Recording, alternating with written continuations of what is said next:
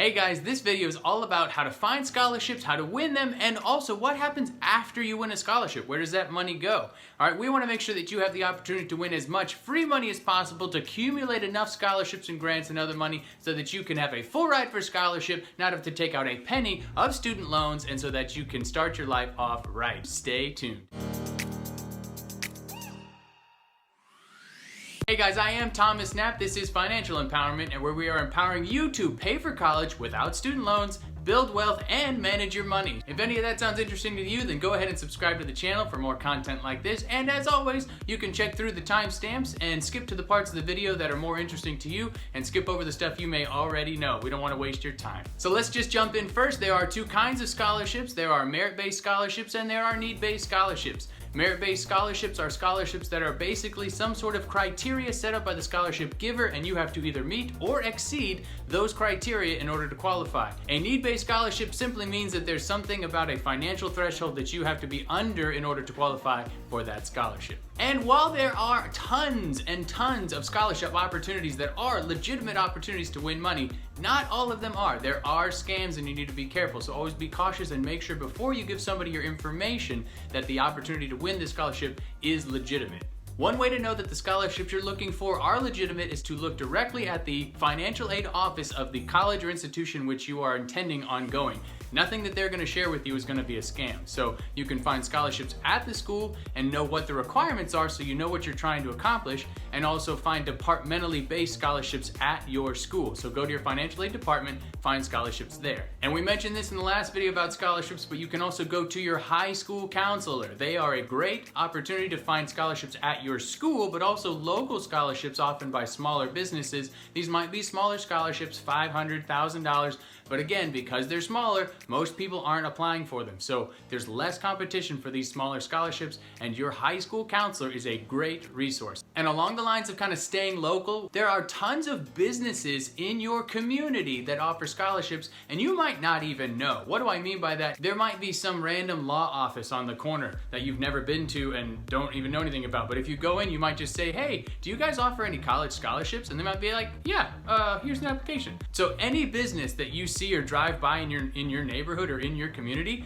stop in and just ask. A lot of them might not. I found a scholarship at some random business that just happened to be something that I went inside, and it ended up giving me, I think, up to $2,000 a year. It was a renewable scholarship as well. So just random money is available sometimes in businesses that you don't even have a connection to. So don't discount the opportunity for just local businesses. Also, there are religious organizations. If you are religious in any given religion, your churches, or there's like Catholic organizations, different organizations and churches themselves that have scholarship opportunities. So definitely check out religious organizations. And you have your civic groups. These are things like the Kiwanis Club, the Lions Club, different civic organizations that exist within your community. Those typically have some sort of scholarship opportunities as well. And then don't discount if you are working currently, your employer might have scholarships available, or they might even have what's called a tuition reimbursement program. That means that they will pay you back for you attending school. So they might offer a certain percentage, like if you get A's, you'll get 100% reimbursed for your tuition. If you get a B, maybe it's 75%, a C, maybe 50%, and anything lower than that, they won't reimburse if you didn't pass the class or something like that. So you can look into your place of employment, part-time or full-time, or your parents' company often offers scholarship opportunities. I know my dad's place of employment, they had a scholarship available that I was able to apply for and win when I was applying for a scholarship for college. So definitely check out your parents' businesses and see if those places offer any scholarships. All right, so an important part about applying for scholarships in addition to finding them is when to apply. The truth is, apply all year long, but just make sure you know when the deadlines are and apply before the deadlines, obviously. But even more generally than during the year, the question is, what stage of life should you be applying for scholarships? Is a freshman year too early? The answer is no. There might not be as many scholarships available to high school freshmen, but there are scholarships that you can start applying for as a freshman, and if you win them, they will still be applicable when you go to college after you graduate. Anywhere from freshman year up through senior year, you can still win scholarships. There just might not be as many until that junior, senior year, but definitely really ramp up the scholarship application process the summer before your junior year and pretty much junior year all the way through through graduation. And then even into college. A lot of people stop at senior year. They're like, well, I got accepted into my college, here's my application and here's my financial aid, and I guess I'm done. I'm responsible for the rest. That's not true. You can continue to find scholarships at your college. So if you're in college right now, go to your financial aid department today or as soon as you can and ask them about scholarship opportunities at the school that you can apply for. In my other video, I mentioned that there was a scholarship I didn't find at my school till my junior year. It was if I took a religion minor, it covered up to half of my tuition. I didn't know that existed the first 2 years, and if I had, I wouldn't have had to pay anything for my tuition. Definitely continue to search for scholarships even once you're in college. There are more opportunities. Don't stop after your senior year. And we said also we're going to talk in this video about what happens after you win a scholarship. So typically there's two ways that you're going to get the money. The money is either going to be directly sent to your college or institution of choice, or it will be a check sent directly to you. Sometimes I guess they can be direct deposited, but when I was doing it, at least they would just mail a check to you. So sometimes when you win, the money will go straight to the school, and so you won't even see it necessarily except on some sort of receipt from your school that just says, here was your tuition bill, and then these were the different scholarships that came in, and now here's what you owe. Then you can take the scholarship money that was mailed directly to you, and you can use that money to pay the remaining amount, if it's tuition or fees or room and board, whatever you're allowed to spend those scholarships on,